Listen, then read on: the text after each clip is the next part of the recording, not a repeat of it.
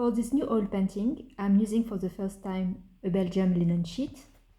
My local art store in Brussels sells leftover linen from time to time, and I was able to grab 10 of this, and it is the first time I'm using proper linen instead of cotton, so I was really eager to see if this makes a difference. I did 3 layers of gesso, then I sketched the drawing and just stick the linen sheet on this cardboard to be able to paint on the totality of the linen sheet easily.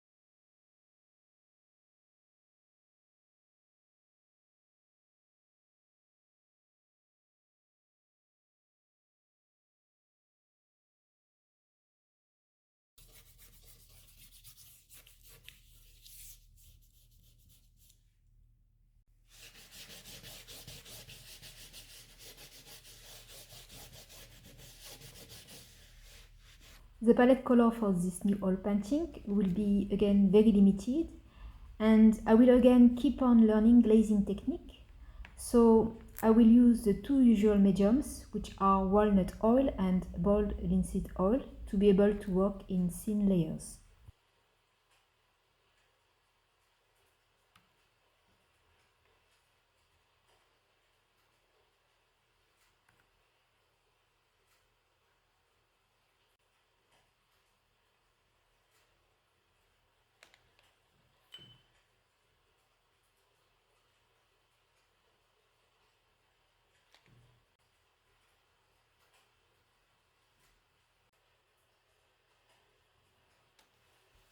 To execute this painting, I paint it every 2 or 3 days, leaving the layers to dry in between each session.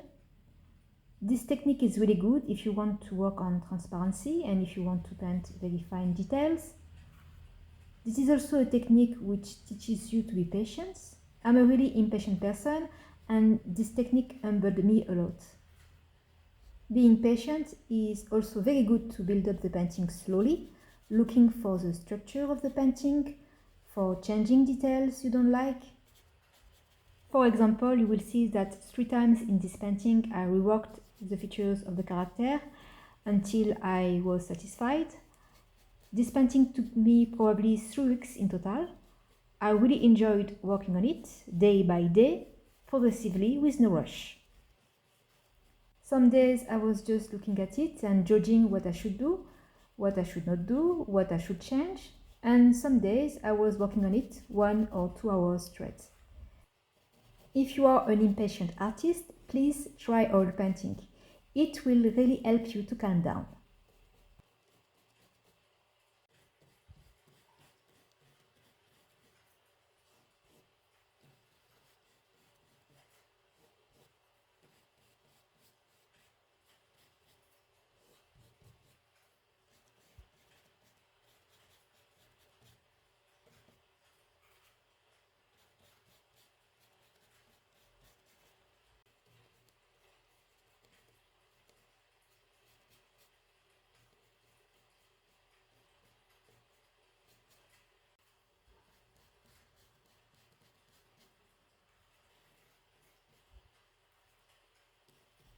Also for this painting, I was planning to sand it down while I was doing it, since it is one of the techniques used in glazing technique, especially at the beginning when you block the colors for shadows and light. The layers tend to be thick, so once these first layers are dried, you are supposed to sand down the paint. But for this painting, I didn't feel the need to sand it down. The first blocking layers were thin enough, and I think it's because I used linen. I felt that it was easy to spread the paint uniformly on linen. The paint stayed nicely on the surface and it was not absorbed immediately by the linen. Also, the finish of the paint felt better, smoother. So, as you might guess, I was already really in love with linen, and now I start to understand why linen is the material you should work with when you oil paint.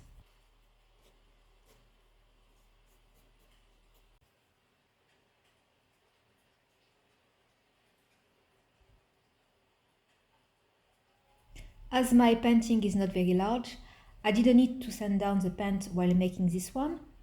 Perhaps if you work on a bigger surface, you will accumulate more paints that you need to sand down.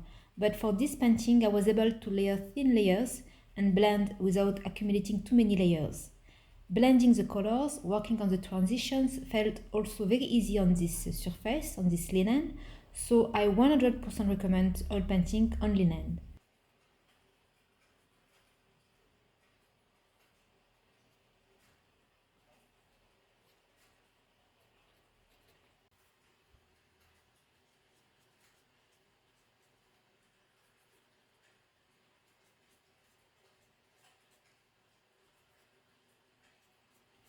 But do not worry, I will still continue to work on cotton canvas, which I think is still fine to work on. My next oil painting I'm currently working on is on a cotton canvas, and I promise it will involve some sanding techniques.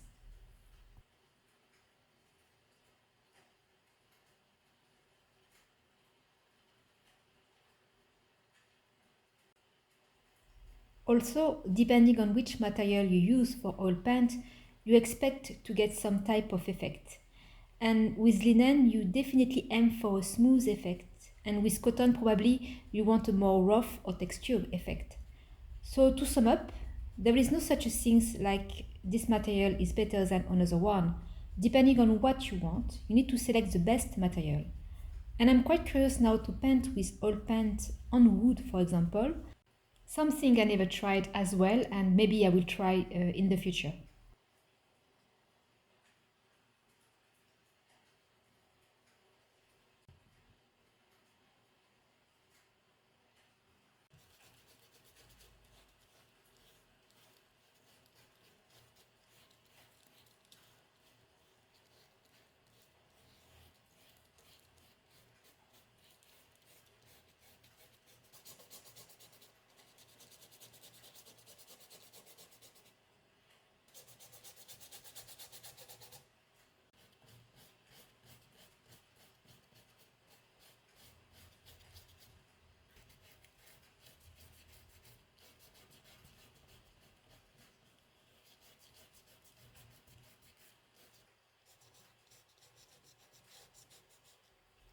Now, I won't talk too much about glazing technique today. I thought I would talk more about how to achieve the depth of field in a painting. What I mean with depth of field is how to create the impression that something is far away in the distance. This was mainly what I wanted to work on with this painting, with the effect of mountains and clouds in the distance, which are not focused compared to the main character in the front, which is in focus.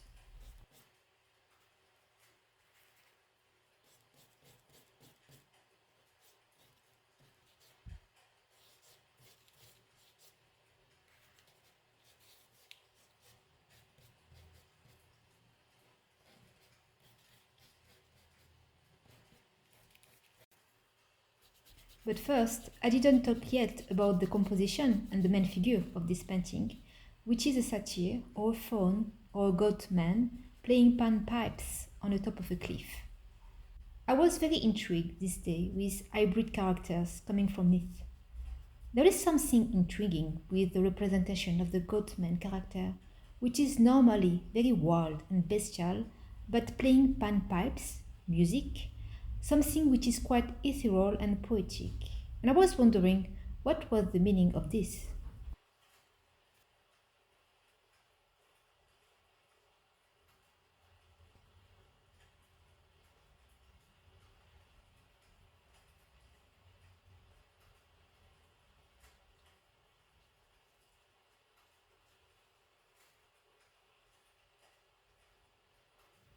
So I read a bit about the pagan god Pan of ancient Greek mythology and about the story of Midas' judgments, which really drew my attention.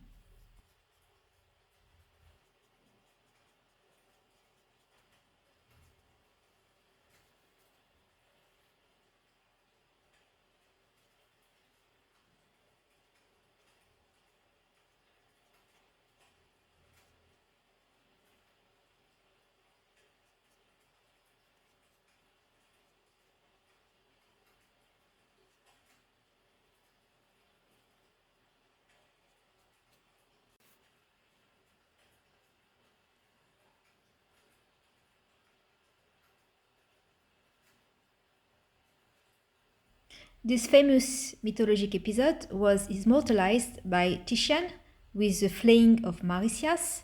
I will insert a picture somewhere on the screen, which, even if it is definitely cruel and horrible, is probably Titian's masterpiece. I just love the compositions, the colors, the textures, how some details are in focus and some details completely blurred.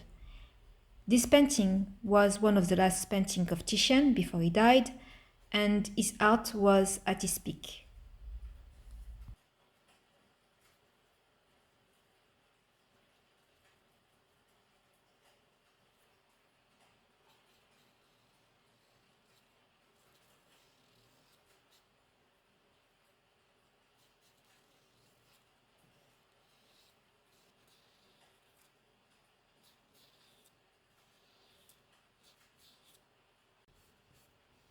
So now what is the story of Midas' judgment? There is a music competition between the god Apollo, which is the god of music, and the god Pan, about who is playing the best.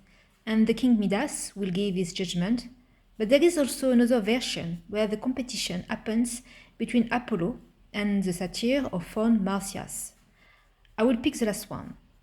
Midas chose Marsyas as the best player, and angry, Apollo gives donkey ears to Midas, and Marsyas is horribly flayed.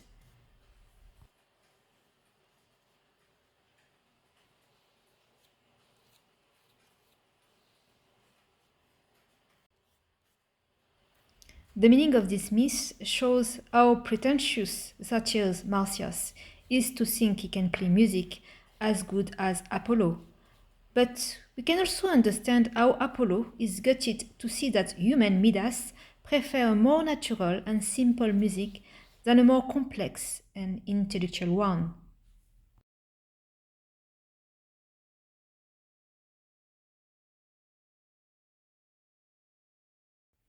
There is always something fascinating about how, in the Greek myths, these pseudo-gods are always jealous of what humans or half-humans here are more capable to do.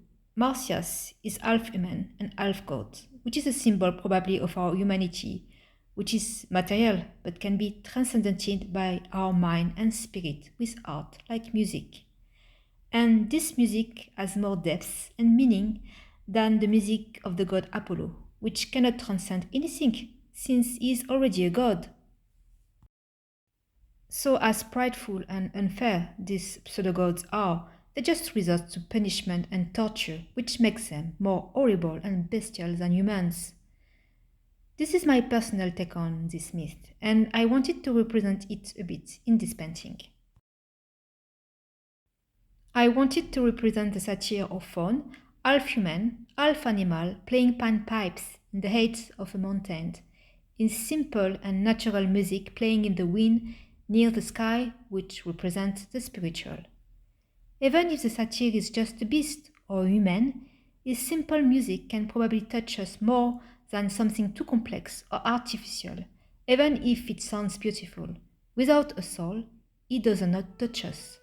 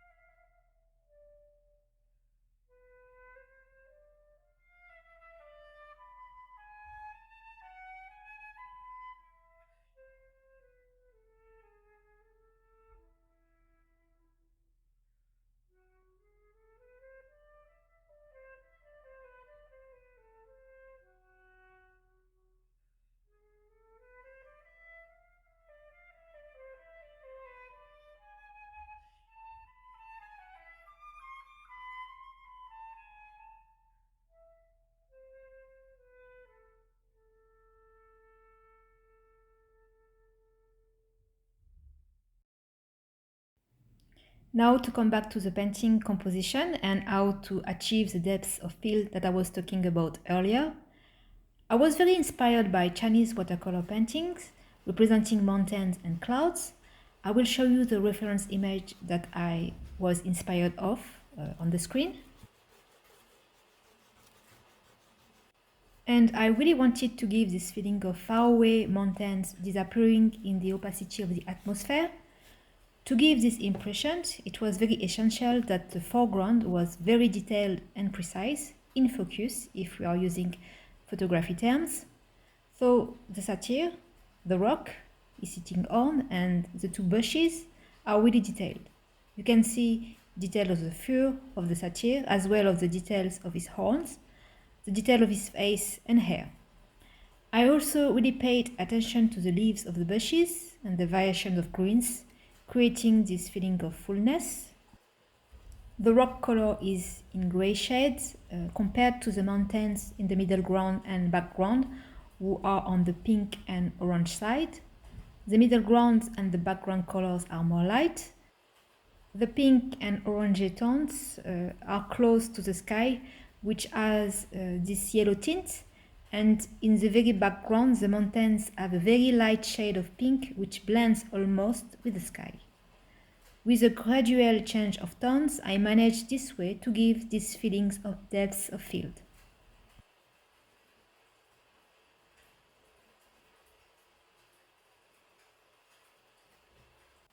The clouds and their evanescence add also to this effect.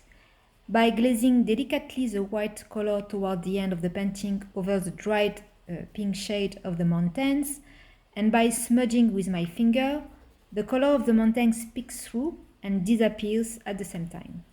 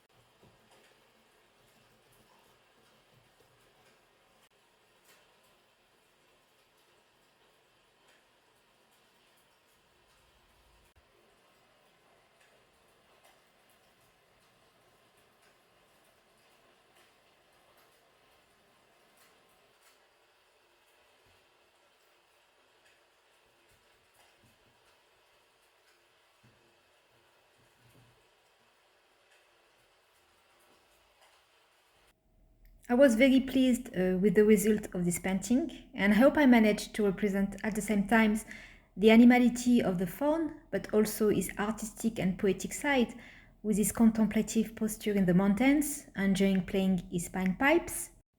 I just want to improve my skills in oil painting, and I feel that I'm going in the right direction by really taking my time and not rushing. I'm trying to document on this channel whenever it is possible. There will probably be less videos this year, but I want them to be more considerate, and really I want to give a meaning to what I'm doing, not drawing and painting just for the sake of drawing and painting. Please also do not hesitate to leave a comment or to like this video. I will let you watch now the rest of the process. Thank you again for watching, and see you soon.